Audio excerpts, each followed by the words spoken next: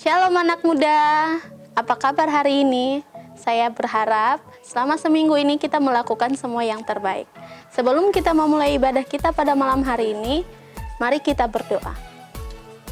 Terima kasih Tuhan atas segala anugerah yang telah Engkau berikan kepada kami Tuhan di sepanjang hari ini Tuhan.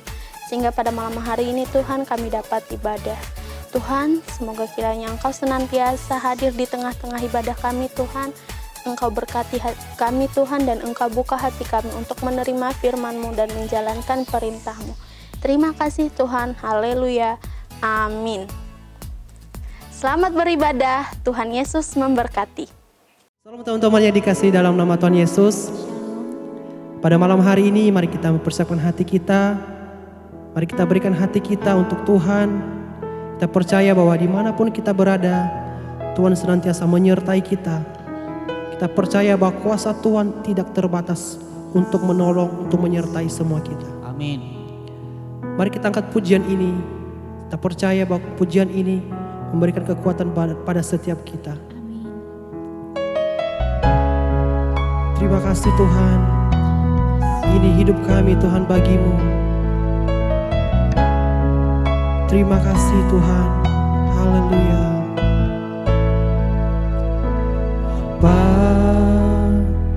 Besar sungguh kasih setiamu, nyata sungguh perlindunganmu, tak satu kuasa mampu pisahkan aku dari kasih Bapa. Ajarku selalu hormatimu, ajarku turut perintahmu, berikan ku hati untuk menyembahmu dan bersyukur setiap waktu. Seperti Bapa sayang anaknya, demikianlah Engkau mengasihiku. Kau jadikan biji matamu, Kau berikan semua yang ada padamu. Seperti Bapa sayang anaknya, demikianlah Kau menuntun langkahku. Hari depan indah Kau beri, rancangan-Mu yang terbaik bagiku.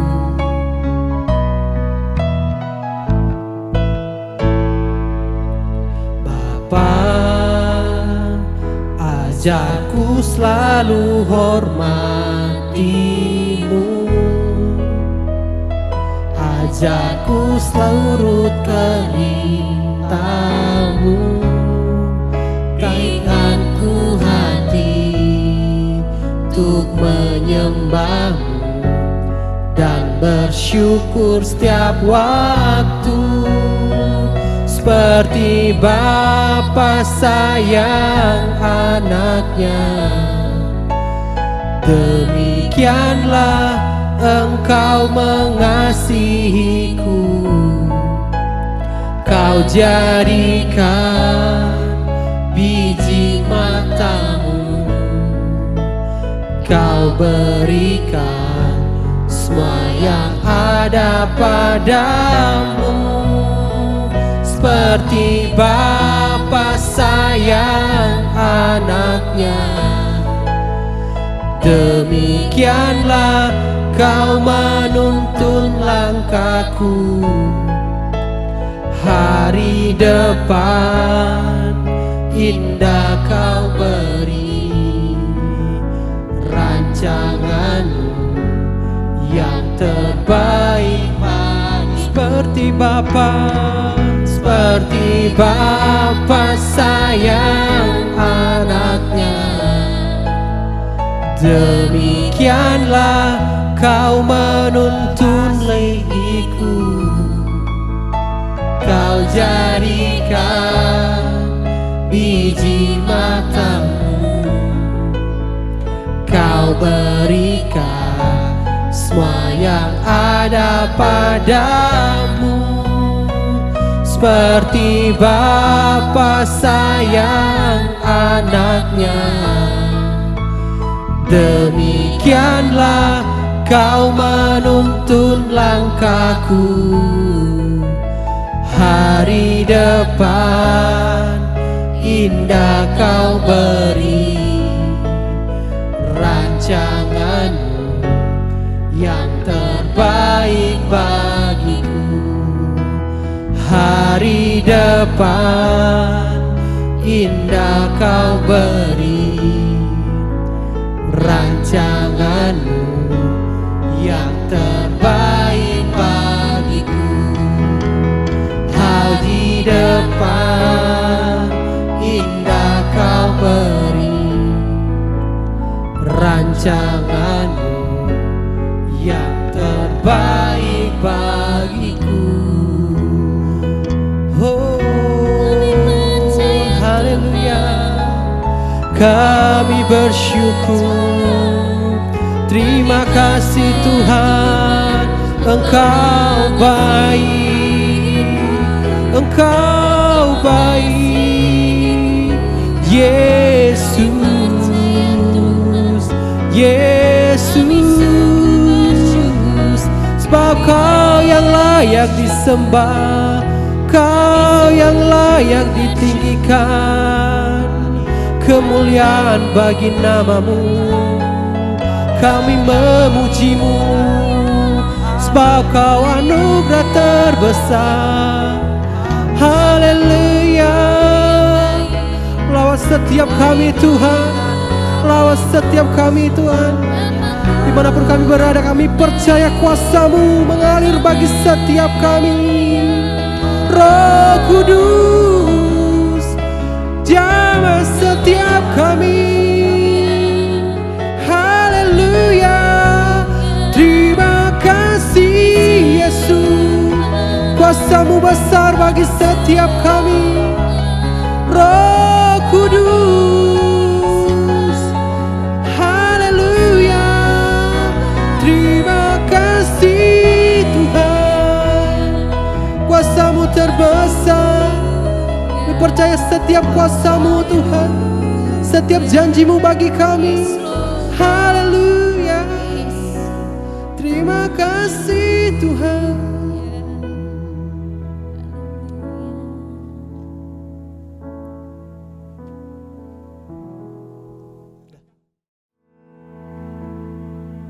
Terima kasih Tuhan, kami bawa penyembahan kami ke dalam tangan-Mu Tuhan Yesus.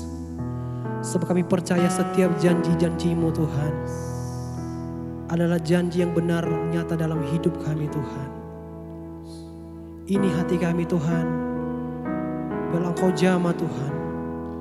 Terima kasih ya Tuhan. Haleluya.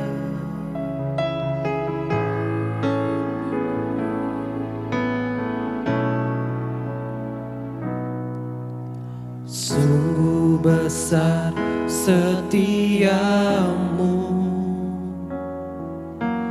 Kau nyatakan bagiku. Kau Bapa yang selalu mengerti isi hatiku. Kemuliaan-Mu Tuhan, kemuliaan-Mu Kau jadikan. Aku tetap percaya, ku percaya janji-Mu ajaib terukir dalam kehidupanku. Ku berserah di dalam kekuatan-Mu ku percaya. Kami bawa seluruh hati kami kepadamu Tuhan. Sungguh besar setiamu, Kau nyatakan bagiku. Kau Bapa yang selalu mengerti isi hatiku. Kemuliaan-Mu Tuhan, kemuliaan-Mu Kau janjikan.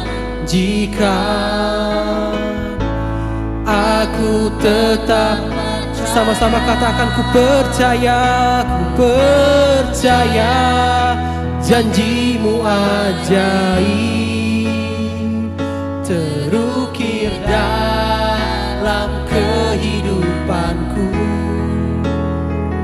Ku berserah di dalam kekuatan-Mu, hanya Kau segalanya bagiku. Percaya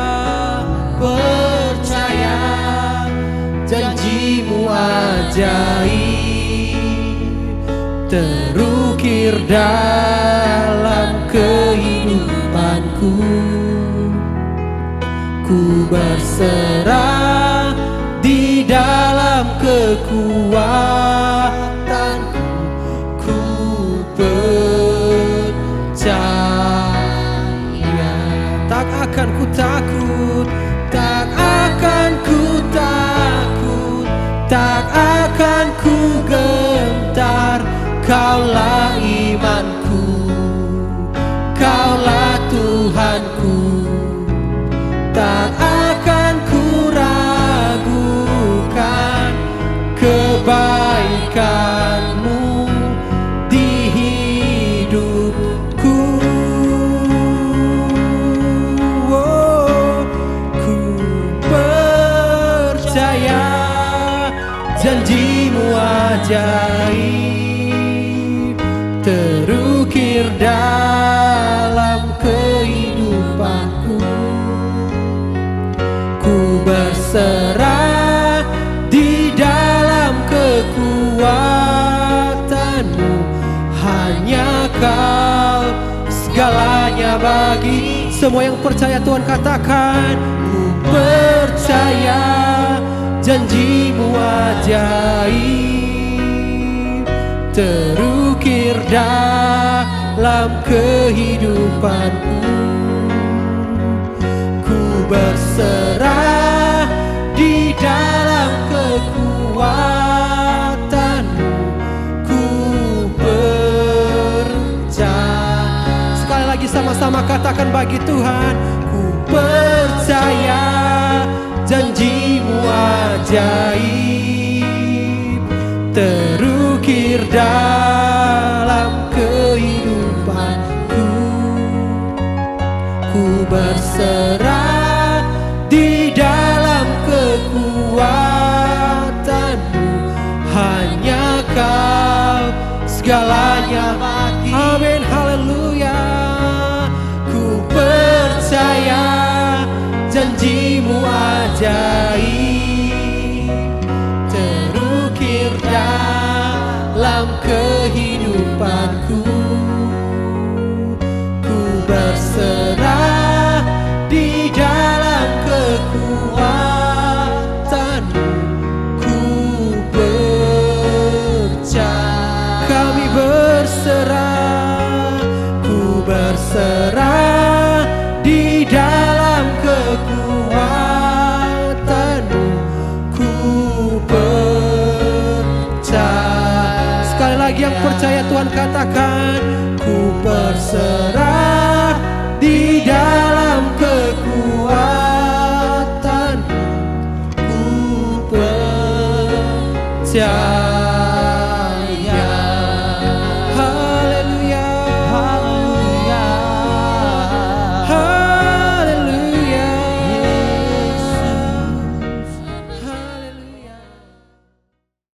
Bapa, kami bersyukur kalau kami hari ini bisa bersatu hati di dalam ibadah ini, di ibadah hari Minggu ini. Walaupun kami mungkin masih berbeda-beda tempat, kami ada di rumah masing-masing, kami ada di kos, kami ada di kota asal kami, tetapi kami tahu bahwa kami bersatu di dalam roh. Kami mau Tuhan mendengar firman-Mu, kami telah memuji Engkau, kami telah dibangkitkan dalam spirit kami, dan kami siap untuk menerima benih firman Tuhan. Di dalam nama Tuhan Yesus yang siap untuk mendengarkan firman Tuhan, mari sama-sama katakan amin. Katakan amin. Siapa yang siap untuk mendengarkan firman Tuhan, chat sekarang juga, I am ready. Oke? Yes. Hari ini adalah series terakhir dari Abnormal. Kalau teman-teman udah ngikutin series ini dari awal, kita udah denger khotbah pertama, yaitu get ready. Kita harus bersiap melakukan sesuatu. Lalu kita harus do something. Jadi bukan hanya siap-siap saja, tetapi kita benar-benar melakukannya. Lalu setelah kita do something, mungkin ada tantangan, mungkin ada challenge di tengah-tengahnya. Kita harus berani menghadapinya. Dan hari ini kita mau selesaikan 3 series tadi dari series Abnormal itu dengan judul Finishing Well. Katakan sama saya, finishing well. Ketik sekarang juga, finishing well. Oke? Nah, hari ini saya mau mulai khotbah dengan sebuah cerita. Siapa yang suka sepak bola? Coba angkat tangannya. Raise hand, raise hand. Ada emoticon raise hand. Sekarang juga raise hand, oke? Yes. Kalau yang suka sepak bola pasti tahu nama ini, yaitu Ronaldo. Coba siapa yang nggak tahu nama Ronaldo? Ronaldo adalah nama besar di dalam sepak bola dan ada di 2 era yang mirip tapi berbeda. Ada yang mungkin kalau dari generasi umuran saya lebih tua dikit mengenal Ronaldo dari Brazil. Tetapi anak-anak milenial, orang-orang yang generasinya lebih muda, mungkin kamu semua yang masih kuliah, masih SMP, SMA, tahunya Ronaldo itu dari Portugal. Benar, karena ada 2 bintang sepak bola yang bernama Ronaldo. Yang pertama Ronaldo Nazario dari Brazil, yang kedua Cristiano Ronaldo dari Portugal. Apa sih perbedaan 2 pemain ini? Pemain ini adalah pemain yang hebat. Dua-duanya pernah membawa timnya mencapai puncak dari kejuaraan. Pernah membawa negaranya mendapatkan piala. Ini adalah pemain yang hebat semuanya. Jadi apa sih yang mau kita lihat dari kedua orang ini? Yang pertama, Ronaldo Nazario di akhir karirnya dia mengalami banyak masalah. Dia sering mengalami cedera, dia pernah ribut sama pelatihnya, nggak cocok jadi nggak dimainin lagi. Lalu dia sering pergi malam, pulangnya subuh, mungkin pada waktu latihan tidak fit badannya. Dan gaya hidupnya ini membuat Ronaldo Nazario atau Ronaldo Brazil ini menjadi overweight atau yang kita tahu obesitas. Jadi semakin umurnya semakin tua, lemak di badannya itu makin banyak. Tetapi ya dia punya keuntungan, punya skill, talenta bawaan yang memang dia tetap jagoan. Tetapi karena tubuhnya tidak dijaga, akhirnya dia semakin lama semakin berat dan semakin boyot dan juga sering mengalami cedera. Lalu berbeda dengan Ronaldo Cristiano, yaitu dari Portugal. Cristiano Ronaldo hari ini udah memasuki umur 30 tahunan. Umur yang bukan muda lagi buat seorang pemain sepak bola. Banyak pemain sepak bola hampir pensiun di umur demikian. Tetapi ketika dia pindah dari klub asalnya di Real Madrid ke Juventus, dia dicek sama dokternya Juventus. Badannya itu seperti anak umur 20 tahun. Ini luar biasa banget. Badannya tetap fit, six pack, dan dia benar-benar merawat tubuhnya dengan luar biasa. Ronaldo dimanapun bermain, dari Manchester United, Real Madrid, lalu sekarang ke Juventus, selalu menjadi kesayangan dari pelatih. Why?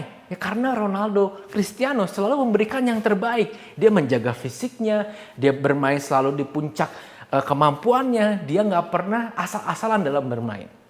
Dan yang kita lihat sekarang setelah pandemik ini, banyak pemain sepak bola kan libur, nggak ada pertandingan tuh 3 bulan. Ada beberapa pemain sepak bola kembali ke lapangan, kembali latihan dengan perut yang sudah buncit. Tetapi Cristiano Ronaldo kembali ke lapangan, dikatakan oleh dokter Juventus, dengan tubuh yang lebih fit lagi. Massa ototnya naik, lemaknya turun. Berarti sewaktu pandemik di rumah, Ronaldo itu nggak diem aja, nggak cuma baring-baringan. Tetapi Cristiano Ronaldo tetap berlatih. Tetap mengolah tubuhnya. Apa perbedaan dari 2 Ronaldo ini? Yang pertama, dua-duanya diberikan talenta yang luar biasa untuk menjadi pemain sepak bola yang hebat. Tetapi Ronaldo dari Brasil tidak bisa memaintainnya. Dia memiliki attitude yang kurang baik, sikapnya kurang baik, suka ribut sama pelatihnya. Dan akhirnya karena gaya hidupnya yang jelek ini membuat dia sering cedera. Tetapi Ronaldo Cristiano dari Portugal itu menjauhi minuman keras. Bahkan kalau pemain sepak bola kekinian itu semuanya ditato, dia nggak anti tato. Kenapa? Karena dia sering mendonorkan darahnya untuk orang-orang yang membutuhkan. Jadi kalau ditato itu berbahaya ketika donor darah. Mungkin bisa kena hepatitis dan lain. Akhirnya Ronaldo badannya sampai sekarang bersih. Dia menghindari minuman keras, dia menghindari tato, dia berlatih lebih keras dari teman-temannya, dia datang ke lapangan lebih dulu, dia pulang lebih lama, dan dia selalu menjadi kesayangan dari pelatihnya. Dua orang ini punya talenta yang luar biasa hebat. Tetapi perbedaannya ada di masalah sikap. Yang satu menyikapi talentanya dengan lebih benar, lebih baik. Yang satu menyia-nyiakan talentanya dengan gaya hidupnya yang kurang baik. Sekarang kita lihat bangsa Israel. Bangsa Israel adalah bangsa yang diberikan privilege, dipilih oleh Tuhan menjadi bangsa pilihan. Tetapi bangsa Israel yang dipilih Tuhan untuk keluar dari Mesir, dari perbudakan Mesir, yang dijanjikan tanah perjanjian, tidak pernah masuk tanah perjanjian. Why? Karena yang masuk ke tanah perjanjian adalah generasi anak-anaknya. Jadi generasi yang keluar dari tanah Mesir tidak ada yang nyampe ke tanah perjanjian. Hanya siapa? Ya, hanya Yosua dan Kaleb. Hanya 2 orang. Yang lainnya semua mati di padang gurun. Kenapa? Padahal mereka telah dipilih, ada privilege. Lalu kita lihat Musa. Musa adalah orang yang penakut, orang yang punya dosa, orang yang pernah membunuh, orang yang kabur. Jadi dia nggak berani menghadapi kenyataan, dia lari dari masalah.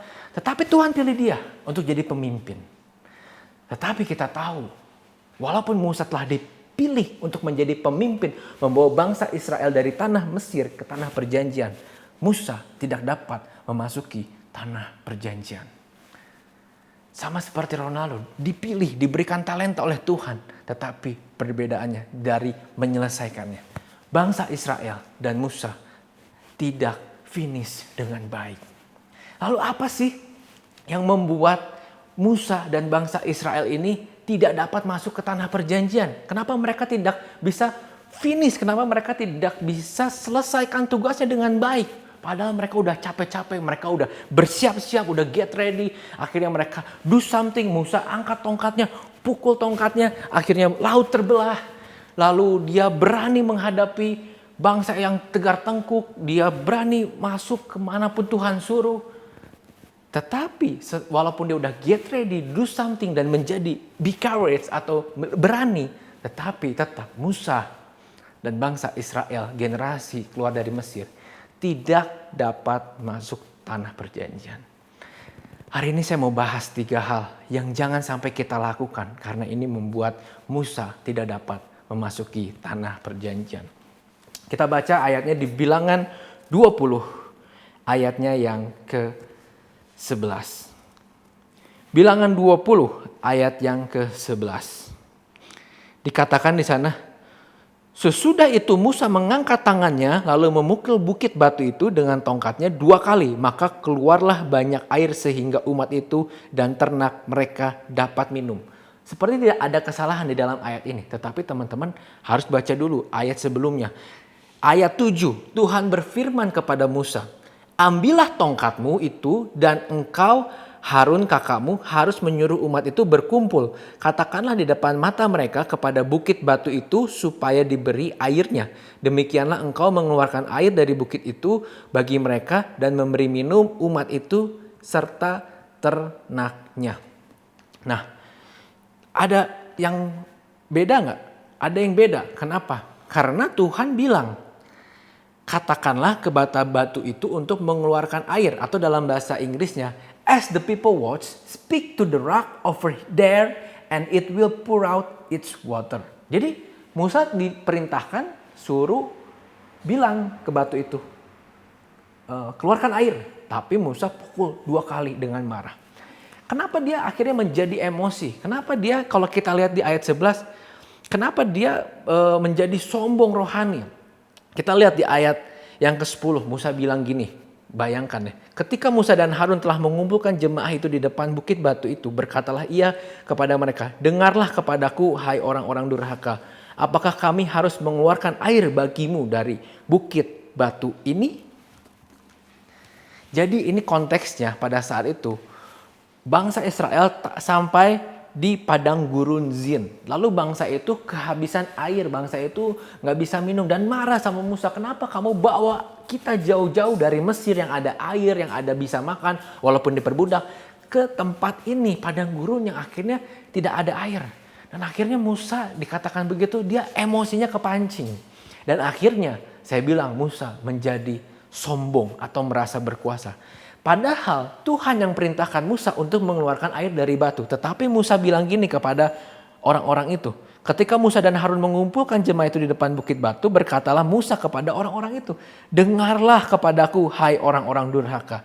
Apakah kami, berarti Musa ya, apakah kami dan Harun, Musa dan Harun harus mengeluarkan air bagimu dari bukit batu ini?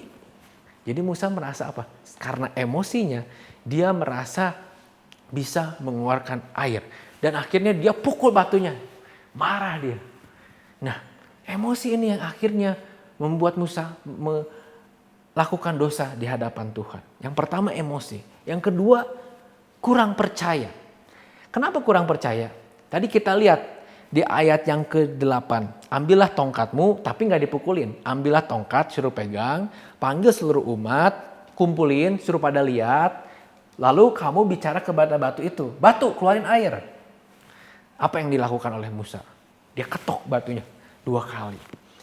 Kenapa ketok 2 kali?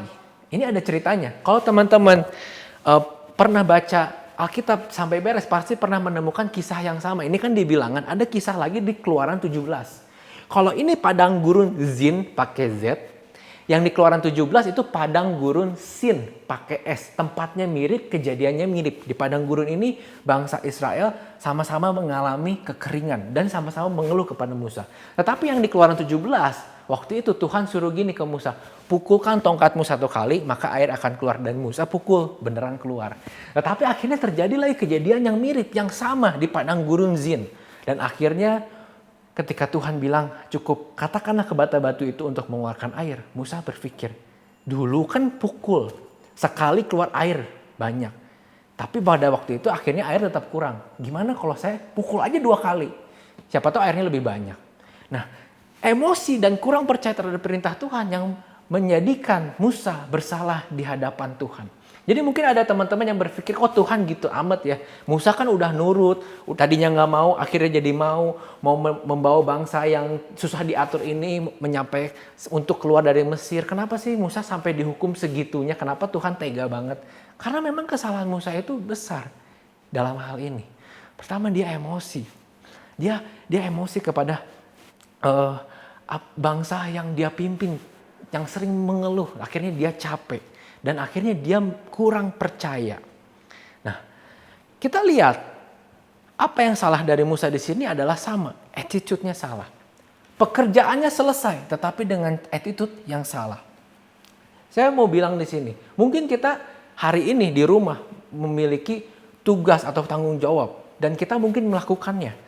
Bisa nggak beres? Bisa. Tetapi kalau dengan attitude yang salah, apakah menyenangkan hati orang yang menyuruhnya? Belum tentu.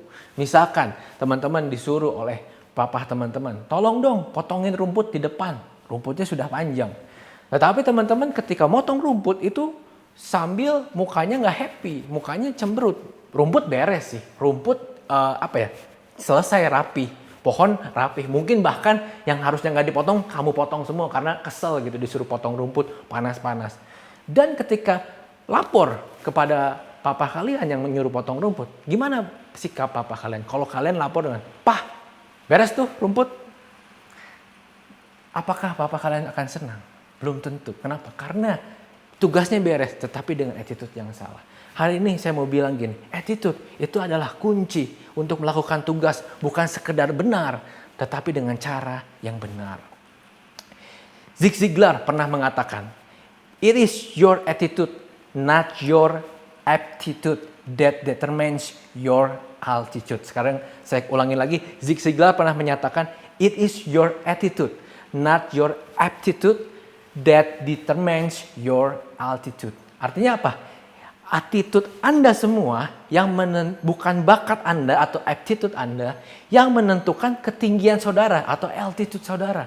Jadi bukan karena kamu berbakat, tetapi karena attitude-mu yang bagus, maka kamu akan selalu ada di atas.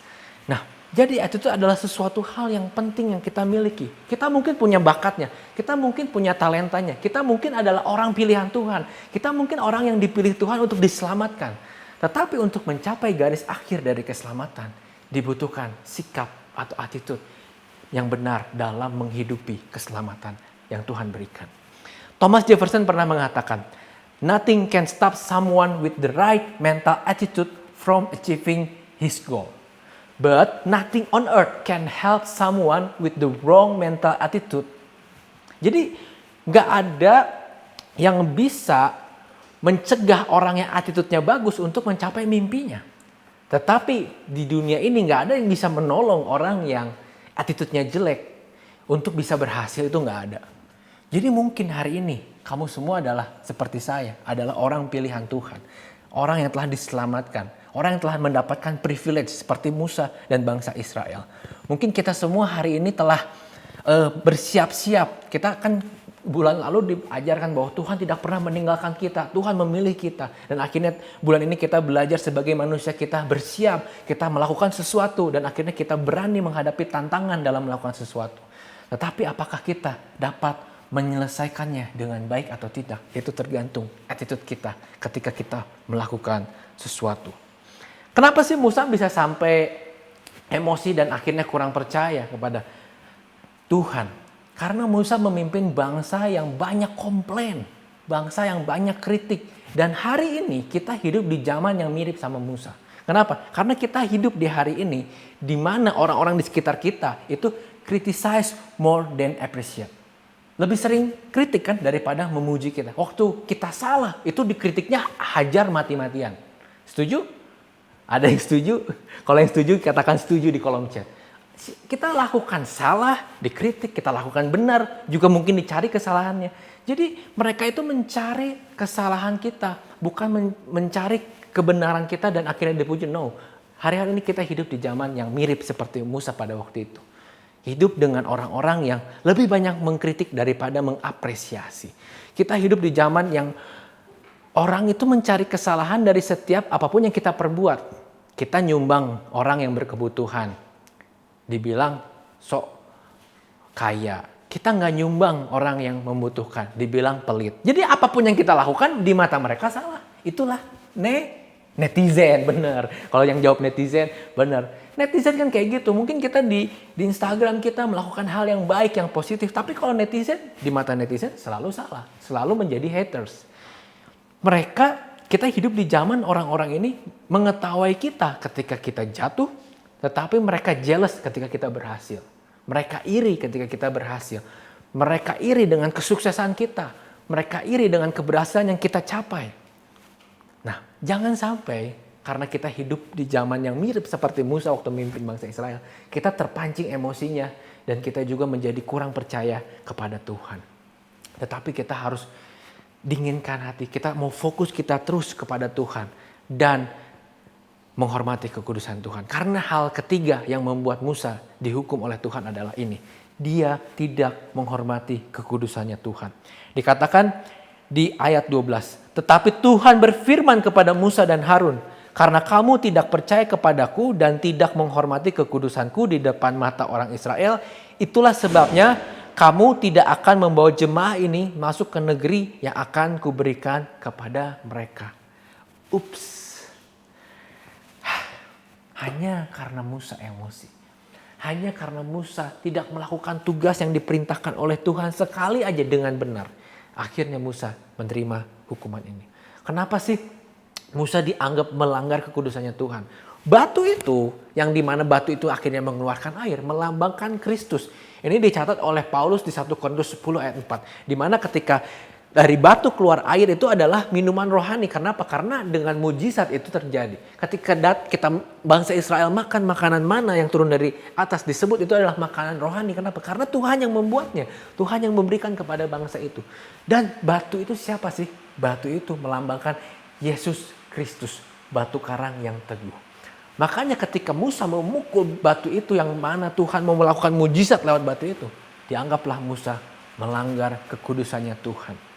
So, ketika kita marah, ketika kita menjadi kurang percaya karena orang-orang di sekitar kita yang nyebelin, banyak orang-orang yang membuat kita emosi, membuat kita jadi marah.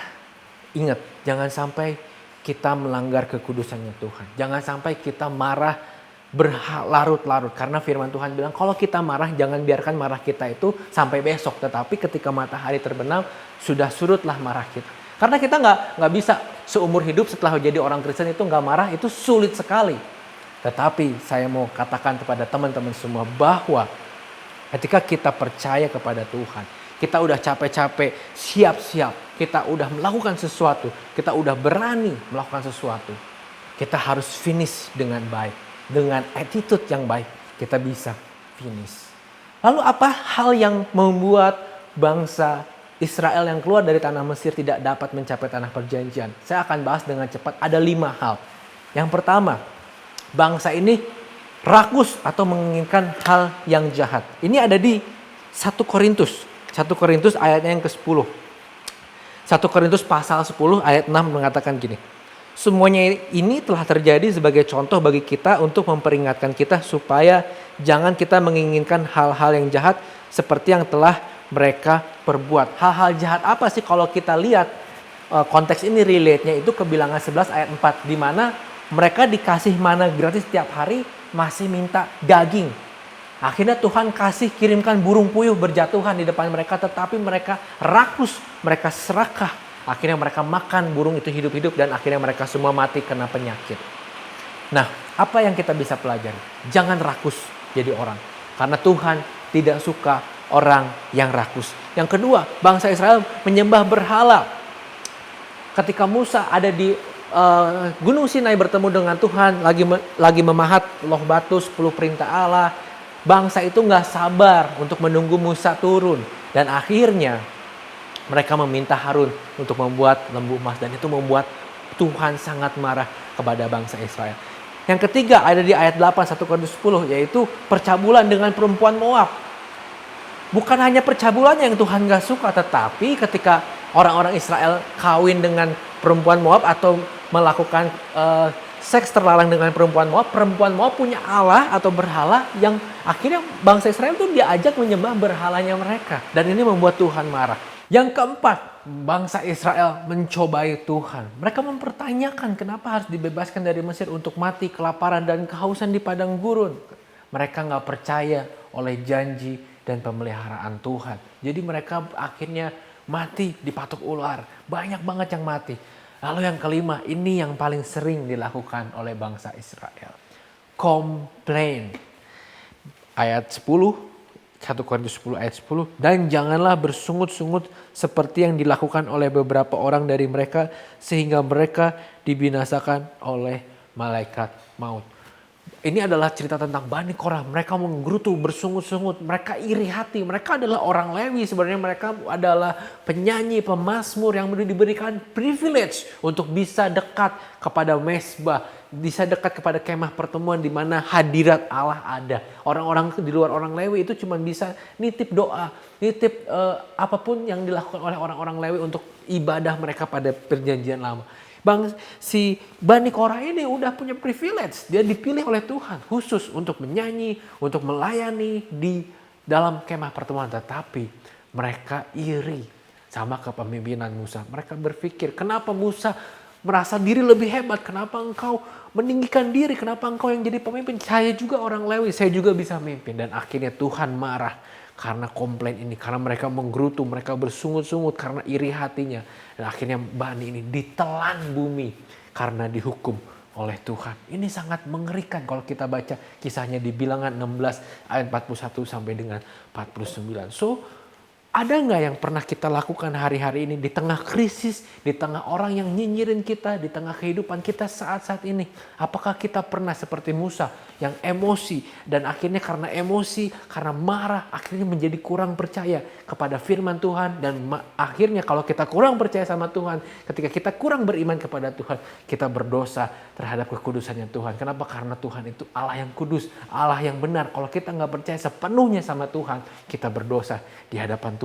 Atau kita seperti bangsa Israel yang rakus, yang greedy hari-hari ini. Atau kita punya berhala lain yang kita utamakan di luar Tuhan. Atau kita jatuh dalam percabulan karena kita nggak bisa kemana-mana, diam di rumah terus, malah jatuh ke dalam percabulan. Atau kita mencobai Tuhan dengan mengatakan, kenapa Tuhan kau izinkan semua ini terjadi? Kenapa ini terjadi dalam diriku? Kenapa aku dipecat? Kenapa aku gagal di dalam ujian tugas akhir, di dalam ujian skripsi, dan lain-lainnya? Kenapa Tuhan kau izinkan ini terjadi? Kenapa Tuhan kau izinkan orang tua saya bercerai? Kenapa Tuhan? Kenapa Tuhan? Kamu jangan mencobai Tuhan, karena banyak orang mati ketika mencobai Tuhan. Dan yang terakhir, apakah kita hari-hari ini sering komplain kepada Tuhan? Kita udah bersiap, kita udah do something, kita udah berani melakukan sesuatu itu, tetapi kita dinyinyirin, tetapi kita dijahatin orang. Kita udah baik, tetapi orang berkhianat sama kita. Lalu kita komplain sama Tuhan, why God, why? Jangan komplain sama Tuhan. Karena kita komplain atau kita iri hati. Kenapa Tuhan kau berkati dia padahal dia itu orang yang berdosa? Kenapa dia lebih maju daripada saya? Jangan pernah komplain. Kenapa? Karena komplain akhirnya membuat bangsa Israel dihukum Tuhan. Dan akhirnya generasi ini yang rakus, menyembah berhala, melakukan percabulan, mencobai Tuhan atau komplain, tidak masuk ke dalam tanah perjanjian. So, sangat disayangkan karena Musa tidak mengakhiri tugasnya dengan sempurna. Sebab sebenarnya kita bisa belajar banyak dari kehidupan Musa, tetapi sayang sekali Musa tidak dapat finishing well pada saat hidup. Banyak kesalahannya, bukan banyak, tetapi satu kesalahan yaitu ketika melaksanakan tugas dengan attitude yang salah. So, hari ini sudah sulit. Jangan persulit hari ini dengan attitude-mu yang buruk, dengan attitude-mu yang salah. Lakukan tugas sepenuh hati. Lakukan segalanya seperti untuk Tuhan. Dengan begitu kita tidak akan melakukan semuanya itu asal-asalan. Dengan begitu kita nggak take it for granted. Kita udah dipilih Tuhan. Udah diberikan talenta. Udah diberikan kemampuan. Tapi kita menyia-nyiakannya. Kita hidup asal-asalan. Kita bersikap tidak baik kepada orang lain. Akhirnya kita nggak punya circle yang baik. Akhirnya orang nggak suka sama kita. Dan akhirnya talentamu tidak bermanfaat. Tidak berdampak buat banyak orang. Ketik sekarang juga attitude yang akan membuatmu tetap di atas, seperti kata Zig Ziglar tadi, atau kata Thomas Jefferson tadi, attitude yang akan membuatmu berhasil. Tidak ada yang bisa menghalangimu ketika kamu punya attitude yang benar. Memang kita semua telah dipilih oleh Tuhan, sama seperti Musa, sama seperti bangsa Israel. Tetapi untuk mencapai garis finish itu tergantung sikap kita, attitude kita di dalam menghidupi keselamatan yang telah kita miliki hari ini. Ya betul, ketika kita minum dari air itu, atau kita minum dari batu itu, yang 1 Korintus 10 ayat 4 katakan, dan mereka semua minum minuman rohani yang sama, sebab mereka minum dari batu karang rohani yang mengikuti mereka, dan batu karang itu ialah Kristus. Ingat, Kristus pernah bilang, barang siapa minum air itu akan haus lagi. Tapi barang siapa minum dari Kristus, dia tidak akan pernah haus lagi. Karena akan ada air mata abadi dalam kehidupannya. Ketika kita bersandar sama Kristus, ketika kita hidup ikut Tuhan, fokus kita kepada Tuhan sepenuhnya, kita akan mampu memiliki sikap atau attitude yang baik. Jadi bukan karena kita sudah diselamatkan, kita punya bakat, kita hidup asal-asalan, no. Tetapi kita tetap perlu menjaga, memaintain cara hidup kita. Bukan sekedar tugasnya beres, saya kasih tahu sekali lagi. Karena tugasnya beres dengan attitude yang salah tidak akan menyenangkan orang yang memberikan tugas. Kita mengikuti perintah Tuhan tetapi dengan attitude yang salah, Tuhan juga tidak disenangkan dengan hidup kita seperti Musa lakukan. Musa tetap benar berhasil mengeluarkan airnya. Bangsa itu tidak jadi mati kehausan, benar-benar bisa minum. Tetapi Tuhan marah, Tuhan tidak suka dengan sikapnya Musa dan akhirnya Musa tidak dapat masuk ke dalam tanah perjanjian. So hari ini pastikan ketika kita berdoa, ketika kita memuji Tuhan, ketika kita menolong orang, ketika kita mengasihi orang, ketika kita melakukan apapun di dalam hidup kita, periksa sikap kita seperti apa kepada Tuhan. Jangan dengan sikap yang salah, jangan melakukan dengan menggerutu, jangan lakukan dengan emosi, jangan lakukan dengan hal-hal yang tidak baik, tetapi lakukanlah dengan sepenuh hati seperti untuk Tuhan. Kolose 3 ayat 23, apapun juga yang kamu perbuat, perbuatlah dengan segenap hatimu seperti untuk Tuhan dan bukan untuk manusia. Terakhir, pilihan Tuhan akan membuatmu naik, tetapi attitude yang benar akan membuatmu mencapai garis finish. Katakan sama saya, pilihan Tuhan membuat naik, tetapi attitude yang benar akan membuat kita mencapai garis finish. Finishing well. Ketika sekarang juga finishing well. Jangan sampai sia-sia, jangan sampai persiapan kita sia-sia, jangan sampai perbuatan kita sia-sia, jangan sampai keberanian kita untuk hidup ikut Tuhan, untuk hidup sepenuh hati untuk Tuhan menjadi sia-sia, tidak finish dengan baik hanya karena sikap kita. Mari teman-teman berdoa, perbaiki hubungan dengan Tuhan. Banyak orang tidak suka sama kita mungkin, atau orang nyinyir, atau orang yang bikin kita emosi. Biar kita nggak emosi, tentu hidup kita harus dipimpin oleh Roh Kudus. Karena dengan dipimpin oleh Roh Kudus, kita akan menghasilkan buah roh. Kita punya kesabaran, kita punya pengendalian diri, kita nggak cepat marah-marah. Gimana caranya? Kita ada 3 bagian dalam hidup ini. Ada tubuh, jiwa, dan roh. Dan ini semuanya tergempit seperti sandwich di tengah. Jiwa bersandar kemana? Bersandar ke tubuh atau bersandar ke roh?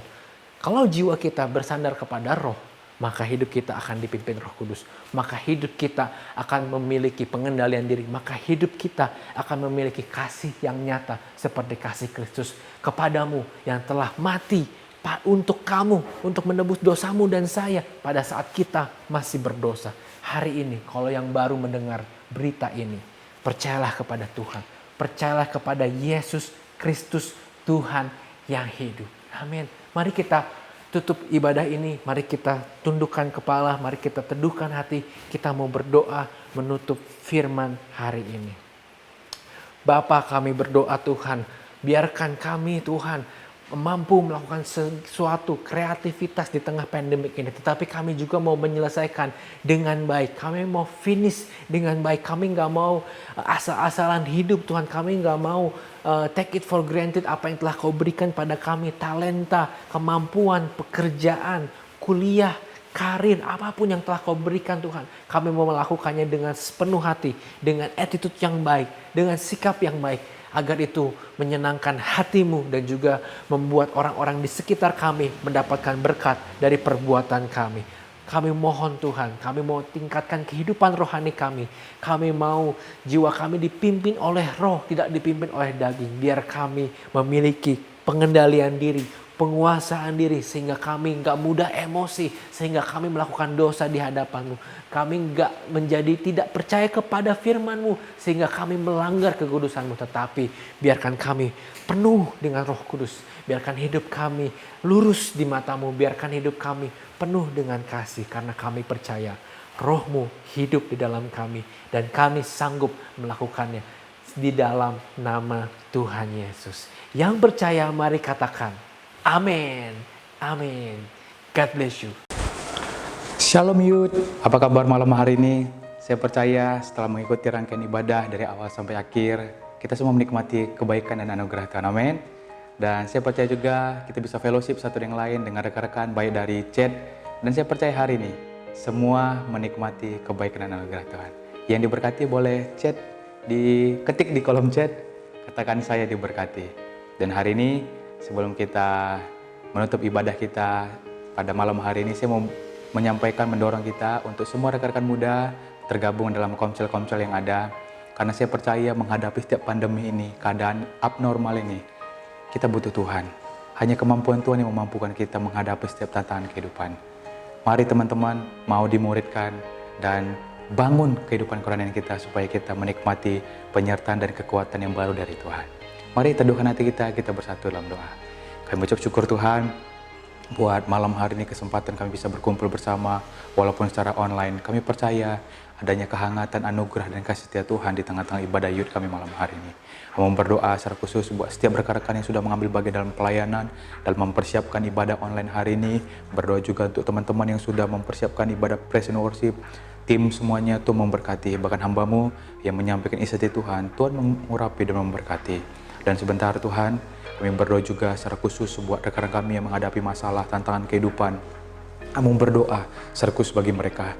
Di dalam nama Yesus, Tuhan bukakan jalan-jalan Tuhan untuk kami bisa masuk dalam pekerjaan-pekerjaan baru. Berdoa secara khusus buat teman-teman yang memilih studi atau sedang studi. Tuhan memberkati, Tuhan menolong. Memberkati orang tua kami Tuhan. Menopang setiap rekan kami yang hari-hari ini membutuhkan pertolongan Tuhan. Di dalam nama Tuhan Yesus, kami berdoa biarlah kasih setia Tuhan menyertai dan memenuhi setiap kami. Dan akhirnya Tuhan, sebelum kami pulang, kami mengangkat kedua tangan kami mau menerima berkat daripada Tuhan. Mari teman-teman angkat kedua tangan kita dan menerima berkat daripada Tuhan. Pulanglah dengan damai sejahtera daripada Allah Bapa, kasih sayang daripada Yesus Kristus, dan penyertaan daripada Roh Kudus menyertai kita mulai malam hari ini sampai kedatangan kali kedua. Pulang, lakukan kebenaran firman Tuhan, agar di tengah-tengah kehidupan kita, di tengah-tengah keluarga, komunitas, pekerjaan, studi kita, nama Tuhan ditinggikan dan dimuliakan. Di dalam nama Tuhan Yesus, kami berdoa dan mengucap syukur. Amin. Selamat malam minggu, Tuhan Yesus memberkati.